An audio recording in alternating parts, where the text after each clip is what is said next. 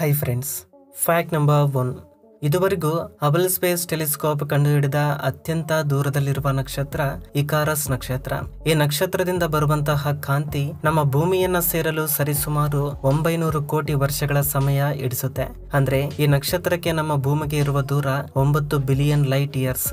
ಆದ್ರೆ ಇನ್ನೊಂದಿಷ್ಟು ದೂರದಲ್ಲಿರುವ ನಕ್ಷತ್ರವನ್ನ ಹಬಲ್ ಸ್ಪೇಸ್ ಟೆಲಿಸ್ಕೋಪ್ ಪತ್ತೆ ಹಚ್ಚಿದೆ. ಈ ನಕ್ಷತ್ರದ ಬೆಳಕು ನಮ್ಮ ಭೂಮಿಗೆ ಸೇರಲು ಸರಿಸುಮಾರು 1290 ಕೋಟಿ ವರ್ಷಗಳ ಸಮಯ ಹಿಡಿಸುತ್ತೆ. ಇದಕ್ಕೆ ಎರೆಂಡಲ್ ಅಂತ ಹೆಸರಿಟ್ಟಿದ್ದಾರೆ. ಅಂದ್ರೆ ಮಾರ್ನಿಂಗ್ ಸ್ಟಾರ್ ಅಂತ ಅರ್ಥ. ಇದನ್ನ ಮಾರ್ಸ್ ನಿಂದ ಬರುವ ಬೆಳಕಿನ ಜೊತೆಗೆ ಕಂಪೇರ್ ಮಾಡಿ ನೋಡಿದ್ರೆ ಈ ಕಾಂತಿ ನಮ್ಮ ಭೂಮಿಯನ್ನ ಸೇರಲು 12.5 ನಿಮಿಷಗಳ ಸಮಯವನ್ನ ಹಿಡಿಸುತ್ತೆ. ನಮ್ಮ ಸೂರ್ಯನಿಗಿಂತ ಈ ಎರೆಂಡಲ್ ನಕ್ಷತ್ರ 50 ಪಟ್ಟು ದೊಡ್ಡದಾಗಿ ಇರಬಹುದು ಅಂತ ವಿಜ್ಞಾನಿಗಳು ಹೇಳ್ತಾ ಇದ್ದಾರೆ. ಅದೇ ರೀತಿ ನಮ್ಮ ಸೂರ್ಯನಿಗಿಂತ ಕೆಲವು ಲಕ್ಷಗಳಷ್ಟು ಪ್ರಕಾಶವಂತವಾಗಿ ಇದೆ ಅಂತ ಹೇಳ್ತಾ ಇದ್ದಾರೆ. ಈ ನಕ್ಷತ್ರದ ಆಧಾರದ ಮೇಲೆ ನಮ್ಮ ವಿಶ್ವದ ವಯಸ್ಸು ಅಂದಾಜು ಮಾಡಲು ವಿಜ್ಞಾನಿಗಳು ಪ್ರಯತ್ನ ಮಾಡ್ತಾ ಇದ್ದಾರೆ. Fact number 2. ನಮ್ಮ ದೇಶದಲ್ಲಿ ಬಿಡುಗಡೆಯಾದಂತಹ ಸಿನಿಮಾಗಳು ಇತ್ತೀಚೆಗೆ ಪ್ರಪಂಚದ ವಿವಿಧ ದೇಶಗಳಲ್ಲೂ ಕೂಡ ರಿಲೀಸ್ ಆಗ್ತವೆ.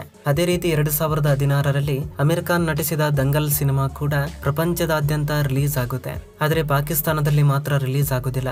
ಏಕೆಂದ್ರೆ ದಂಗಲ್ ಸಿನಿಮಾದಲ್ಲಿ ಭಾರತದ ರಾಷ್ಟ್ರಗೀತೆ ಹಾಗೂ ಭಾರತದ ಬಾವುಟ ಕೂಡ ಇರುತ್ತೆ. ಇದರಿಂದ ಪಾಕಿಸ್ತಾನದ ಸಿನಿಮಾ ಬೋರ್ಡ್ ಸಿನಿಮಾದಲ್ಲಿ ಇರುವ ಬಾವುಟ ಮತ್ತು ರಾಷ್ಟ್ರಗೀತೆಯನ್ನ ತೆಗೆದರೆ ಮಾತ್ರ ಪಾಕಿಸ್ತಾನದಲ್ಲಿ ರಿಲೀಸ್ ಮಾಡ್ಲಿಕ್ಕೆ ಅನುಮತಿ ಕೊಡ್ತೀವಿ ಅಂತ ಹೇಳ್ತಾರೆ. ಆದ್ರೆ ಅಮೀರ್ ಖಾನ್ ಮಾತ್ರ ಇದು ಎಂದಿಗೂ ಸಾಧ್ಯವಿಲ್ಲ ಅಂತ ಪಾಕಿಸ್ತಾನದಲ್ಲಿ ಆ ಮೂವಿನ ರಿಲೀಸ್ ಮಾಡಲಿಲ್ಲ. ಈ ರೀತಿ ಪಾಕಿಸ್ತಾನದಲ್ಲಿ ರಿಲೀಸ್ ಮಾಡದೇ ಇದ್ದ ಕಾರಣ ಅವರಿಗೆ 60 ಕೋಟಿ ನಷ್ಟ ಬರುತ್ತೆ.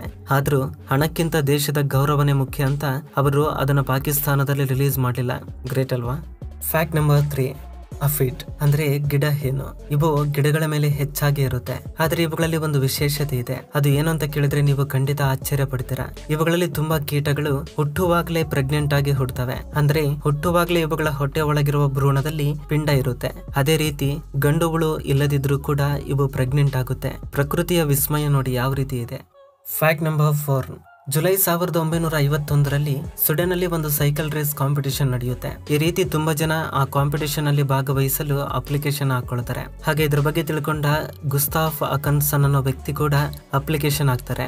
ಆದ್ರೆ ಈ ಅಪ್ಲಿಕೇಶನ್ ನೋಡಿದ ರೇಸ್ ಅಧಿಕಾರಿಗಳು ತಕ್ಷಣ ಅದನ್ನ ರಿಜೆಕ್ಟ್ ಮಾಡ್ತಾರೆ. ಏಕೆಂದ್ರೆ ಅವರ ವಯಸ್ಸು 66 ವರ್ಷ ಆಗಿದೆ. ಅವರಿಗೆ ತುಂಬಾ ವಯಸ್ಸಾಗಿರುವ ಕಾರಣ ಅವರ ಅಪ್ಲಿಕೇಶನ್ ರಿಜೆಕ್ಟ್ ಮಾಡ್ತಾರೆ. ಎಷ್ಟೇ ಕೇಳಿಕೊಂಡ್ರು ಕೂಡ ಅಧಿಕಾರಿಗಳು ಒಪ್ಪಿಕೊಳ್ಳೋದಿಲ್ಲ. ನಂತರ ಕಾಂಪಿಟಿಷನ್ ನಡೆಯೋ ದಿನ ಯಾರಿಗೂ ಗೊತ್ತಾಗದಂತೆ ಕಳ್ಳತನದಿಂದ ರೇಸ್ ನಲ್ಲಿ ಭಾಗವಹಿಸ್ತಾರೆ. ಈ ರೀತಿ 66 ವರ್ಷದ ಆ ವ್ಯಕ್ತಿ ಆ ರೇಸ್ ನಲ್ಲಿ ಮೊದಲ ಸ್ಥಾನದಲ್ಲಿ ಬರ್ತಾರೆ. ಎಲ್ರು ಆ ರೇಸ್ ನ 6 ದಿನದಲ್ಲಿ ಪೂರ್ತಿ ಮಾಡಿದ್ರೆ ಇವರು ಮಾತ್ರ 5 ದಿನದಲ್ಲಿ ಆ ರೇಸ್ ನ ಪೂರ್ತಿ ಮಾಡಿ ಗೆಲ್ತಾರೆ. ಆ ನಂತರ ರೇಸ್ ಅಧಿಕಾರಿಗಳು ಬೇರೆ ದಾರಿ ಇಲ್ಲದೆ ಅವರಿಗೆ ಬಹುಮಾನವನ್ನ ಕೊಡ್ತಾರೆ. ಸಾಧನೆಗೆ ವಯಸ್ಸಿಗೆ ಸಂಬಂಧವಿಲ್ಲವೆಂದು ಇವರು ನಿರೂಪಿಸ್ತಾರೆ. Fact number 5. ಈಗ ನೀವು ನೋಡ್ತಾ ಇರುವ ಈ ಹುಳು ಅಷ್ಟು ಸಾಮಾನ್ಯ ಹುಳು ಅಲ್ಲ. ಇದು ಒಬ್ಬ ಜಪಾನ್ ವ್ಯಕ್ತಿಯನ್ನ ಶ್ರೀಮಂತನನ್ನಾಗಿ ಮಾಡಿದ ಹುಳು. ಕೇಳುವುದಕ್ಕೆ ವಿಚಿತ್ರವಾಗಿದ್ರು ಇದು ನಿಜ. ಜಪಾನ್ ನಲ್ಲಿ ಈ ಹರ್ಕ್ಯುಲಸ್ ಬೀಟಲ್ ಗಳಿಗೆ ತುಂಬಾ ಬೇಡಿಕೆ ಇದೆ. ಅಲ್ಲಿ ಸಾಮಾನ್ಯವಾಗಿ ಒಂದು ಬೀಟಲ್ ಬೆಲೆ $400ರಿಂದ $1,400 ಇರುತ್ತೆ. ಅಂದ್ರೆ ನಮ್ಮ ಭಾರತೀಯ ರೂಪಾಯಿಯಲ್ಲಿ 30,000ದಿಂದ 1 ಲಕ್ಷದವರೆಗೆ ಇರುತ್ತೆ. ಆದ್ರೆ ಈ ಬೀಟಲ್ ಸಾಕಾಣಿಕೆ ಮಾಡುವ ಒಬ್ಬ ವ್ಯಕ್ತಿಯ ಬಳಿ ಒಂದು ಅಪರೂಪವಾದ ಹರ್ಕ್ಯುಲಸ್ ಬೀಟಲ್ ಇರುತ್ತೆ. ಅದನ್ನ ಅವರು ಸರಿಸುಮಾರು $89,000 ಅಂದ್ರೆ 65 ಲಕ್ಷ ರೂಪಾಯಿಗಳಿಗೆ ಮಾರಾಟ ಮಾಡ್ತಾರೆ. ಅದು ನೋಡ್ಲಿಕ್ಕೆ ತುಂಬಾ ವಿಚಿತ್ರವಾಗಿ ಇರುತ್ತೆ. ಈ ಹರ್ಕ್ಯುಲಸ್ ಬೀಟಲ್ ಪ್ರಪಂಚದಲ್ಲೇ ತುಂಬಾ ಅಪರೂಪವಾದ ಹುಳು. Fact number 6. ಜೀನ್ಸ್ ನ ಯೂತ್ ತುಂಬಾ ಇಷ್ಟಪಡ್ತಾರೆ. ಯಾವ ಸೀಸನ್ ಅಲ್ಲಾದ್ರೂ ಹಾಕೊಳ್ಳೋದಕ್ಕೆ ಇಷ್ಟಪಡ್ತಾರೆ. Skin fit, tight jeans, boot cut, pencil cut, ಈ ರೀತಿ ಜೀನ್ಸ್ ನಲ್ಲಿ ತುಂಬಾ ರೀತಿಯ ಮಾಡೆಲ್ಸ್ ನ ಟ್ರೈ ಮಾಡ್ತಾ ಇರ್ತಾರೆ. ನಿಮಗೆ ಅಟ್ರಾಕ್ಟಿವ್ ಅನ್ಸೋ ಈ ಜೀನ್ಸ್ ನ ಡೈಲಿ ಹಾಕೊಳ್ಳೋದ್ರಿಂದ ಕೆಲವು ಆರೋಗ್ಯ ಸಮಸ್ಯೆಗಳು ಎದುರಿಸುವ ಅವಕಾಶ ಇರುತ್ತೆ ಅಂತ ನಿಮಗೆ ಗೊತ್ತಾ? ಡೈಲಿ ಟೈಟ್ ಜೀನ್ಸ್ ನ ಧರಿಸೋದ್ರಿಂದ ಆರೋಗ್ಯ ಸಮಸ್ಯೆಗಳು ಬರ್ತವೆ. ಟೈಟ್ ಜೀನ್ಸ್ ಹಾಕೊಳ್ಳೋದ್ರಿಂದ ಶರೀರದ ಕೆಳಗಿನ ಭಾಗಕ್ಕೆ ರಕ್ತ ಪ್ರಸರಣೆ ಕಷ್ಟವಾಗುತ್ತೆ. ಟೈಟ್ ಜೀನ್ಸ್ ಹಾಕೊಳ್ಳೋದ್ರಿಂದ ಕಾಲ್ ಮೇಲೆ ತೀವ್ರವಾದ ಒತ್ತಡ ಏರ್ಪಡುತ್ತೆ. ಕಾಲಿನ ನರಗಳು, ಖಂಡಗಳು ಎಫೆಕ್ಟ್ ಆಗ್ತವೆ. ಟೈಟ್ ಜೀನ್ಸ್ ಹಾಕೊಳ್ಳೋದ್ರಿಂದ ತೊಡೆಯ ಭಾಗದಲ್ಲಿ ನೋವು, ತುರಿಕೆ, ಗಜ್ಜಿ ಇನ್ನಿತರ ಸಮಸ್ಯೆಗಳು ಬರ್ತವೆ. ದಿನಪೂರ್ತಿ ಟೈಟ್ ಜೀನ್ಸ್ ನ ಧರಿಸೋ ಪುರುಷನಿಗೆ ಟೆಸ್ಟಿಕ್ಯುಲರ್ ಕ್ಯಾನ್ಸರ್ ಬರುವ ಅವಕಾಶ ಇರುತ್ತೆ ಅಂತ ವಿಜ್ಞಾನಿಗಳು ಹೇಳ್ತಾ ಇದ್ದಾರೆ. ಹಾಗೆ ಟೈಟ್ ಆಗಿರುವ ಜೀನ್ಸ್ ಧರಿಸುವುದರಿಂದ ವೀರ್ಯ ಕಣಗಳ ಸಂಖ್ಯೆ ಕಡಿಮೆ ಆಗುತ್ತೆ. ಇದು ಕ್ರಮೇಣ ಟೆಸ್ಟಿಕ್ಯುಲರ್ ಕ್ಯಾನ್ಸರ್ಗೆ ಕಾರಣವಾಗುತ್ತೆ ಅಂತ ಹೇಳ್ತಾ ಇದ್ದಾರೆ. Fact number 7. ನಾವು ತುಂಬಾ ಸಲ ಕರೆಂಟ್ ಸ್ತಂಭಗಳ ಮೇಲೆ ಈ ರೀತಿ ಇರುವುದನ್ನ ನೋಡಿರ್ತೀವಿ. ಇವು ಬೇರೆ ಆಕಾರದಲ್ಲಿ ಸಹ ಇರ್ತವೆ. ದೊಡ್ಡ ದೊಡ್ಡ ಟ್ರಾನ್ಸ್ಮಿಟರ್ ಲೈನ್ ಟವರ್ಸ್ ಮೇಲೂ ಸಹ ಇರ್ತವೆ.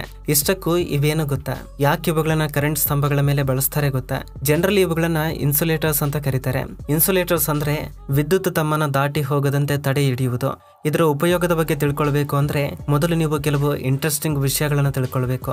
ಸಾಮಾನ್ಯವಾಗಿ ಟ್ರಾನ್ಸ್ಮಿಟರ್ ಲೈನ್ ಟವರ್ ತುಂಬಾ ಎತ್ತರವಾಗಿ ನಿರ್ಮಿಸಿರ್ತಾರೆ. ನಮ್ ಕಡೆ ಈ ಟವರ್ಸ್ ನ ಒಂದೊಂದು ಹಂತವಾಗಿ ನಿರ್ಮಿಸ್ತಾರೆ.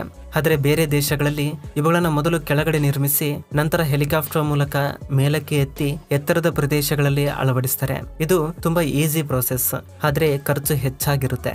ಆದ್ರೆ ನೀವು ಗಮನಿಸಿದ್ರೆ ಈ ಟವರ್ ಮೇಲ್ಭಾಗದಿಂದ ಒಂದು ವೈರ್ ಹಾದು ಹೋಗುತ್ತೆ. ಅದನ್ನ ಅರ್ಥಿಂಗ್ ವೈರ್ ಅಂತ ಕರೀತಾರೆ.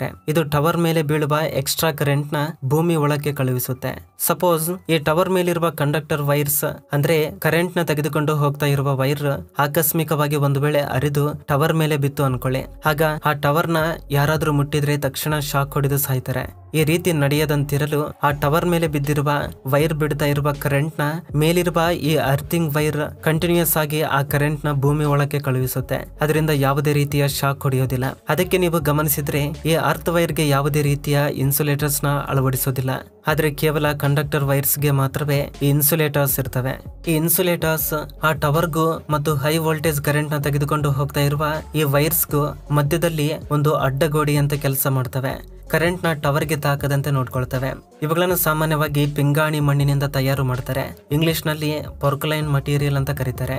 ಹಾಗೆ ಈ ವೈರ್ ಮೇಲೆ ಈ ರೀತಿಯ ಮಟೀರಿಯಲ್ ನೋಡಿರ್ತೀರಾ. ಜನರಲಿ ಈ ವೈರ್ಸ್ ಮೂಲಕ ತುಂಬಾ ಹೈ ವೋಲ್ಟೇಜ್ ಕರೆಂಟ್ ಪಾಸ್ ಆಗ್ತಾ ಇರುತ್ತೆ. ಈ ಹೈ ವೋಲ್ಟೇಜ್ ಕಾರಣದಿಂದ ವೈರ್ಸ್ ವೈಬ್ರೇಟ್ ಆಗ್ತಾ ಇರ್ತವೆ. ಅದೇ ರೀತಿ ನಿರಂತರವಾಗಿ ವೈಬ್ರೇಟ್ ಆಗ್ತಾ ಇದ್ರೆ ಆ ವೈರ್ ಅರಿದು ಬೀಳುವ ಅವಕಾಶ ಇರುತ್ತೆ. ಸೊ ಈ ವೈಬ್ರೇಷನ್ ನ ಕಡಿಮೆ ಮಾಡ್ಲಿಕ್ಕೆ ಇವುಗಳನ್ನ ಬಳಸ್ತಾರೆ. ಇವುಗಳನ್ನ ಸ್ಟಾಕ್ ಬ್ರಿಡ್ಜ್ ಡ್ಯಾಂಪರ್ ಅಂತ ಕರೀತಾರೆ. ಹಾಗೆ ವೈರ್ ಒಂದಕ್ಕೊಂದು ಟಚ್ ಆಗದಂತಿರ್ಲಿಕ್ಕೆ ಈ ಸ್ಪೇಸರ್ ನ ಅಳವಡಿಸ್ತಾರೆ. ಬೇರೆ ದೇಶಗಳಲ್ಲಿ ಇವುಗಳನ್ನ ಫಿಟ್ ಮಾಡ್ಲಿಕ್ಕೆ ಹೆಲಿಕಾಪ್ಟರ್ ನ ಸಹಾಯವನ್ನ ತೆಗೆದುಕೊಳ್ತಾರೆ.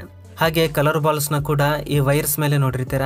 ಯಾರಾದ್ರೂ ಪ್ಯಾರಾಶೂಟ್ ನಿಂದ ಹಾರುವಾಗ ಅಥವಾ ಹತ್ತಿರದಲ್ಲಿ ಏರ್ಪೋರ್ಟ್ ಇದ್ದು ಏರೋಪ್ಲೇನ್ ಲ್ಯಾಂಡ್ ಆಗ್ತಾ ಇರುವಾಗ ಅವರಿಗೆ ಈ ವೈರ್ಸ್ ಕಾಣದಿರೋದಕ್ಕೆ ಅವಕಾಶ ಇರುತ್ತೆ.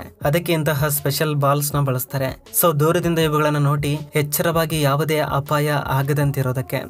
Fact number 8. ನಮ್ಮ ದೇಶದಲ್ಲಿ ಯಾವುದಾದ್ರೂ ಹಬ್ಬ ಅಥವಾ ನ್ಯಾಷನಲ್ ಹಾಲಿಡೇ ಸಂಡೇದಂತಹ ರಜಾ ದಿನದಲ್ಲಿ ಬಂದ್ರೆ ತುಂಬಾ ಜನ ಒಂದು ದಿನ ರಜಾ ಹಾಳಾಯ್ತಲ್ಲ ಅಂತ ಅಂದ್ಕೊಳ್ತಾರೆ. ಆದ್ರೆ ಜಪಾನ್ ನಲ್ಲಿ ಇರೋರಿಗೆ ಮಾತ್ರ ಇದರ ಸಮಸ್ಯೆ ಇಲ್ಲ. ಏಕೆಂದ್ರೆ ಜಪಾನ್ ರೂಲ್ಸ್ ಪ್ರಕಾರ ಯಾವುದಾದ್ರೂ ನ್ಯಾಷನಲ್ ಹಾಲಿಡೇ ಸಂಡೇ ದಿನದಂದು ಬಂದ್ರೆ ಅದರ ಮರುದಿನವನ್ನ ಪಬ್ಲಿಕ್ ಹಾಲಿಡೇ ಅಂತ ಡಿಕ್ಲೇರ್ ಮಾಡ್ತಾರೆ. ಇಂಥ ರೂಲ್ಸ್ ಇಂಡಿಯಾದಲ್ಲಿ ಬಂದ್ರೆ ಚೆನ್ನಾಗಿರುತ್ತಾ ಇಲ್ವಾ ಏನಂತೀರಾ ಕಮೆಂಟ್ ಮಾಡಿ ತಿಳಿಸಿ.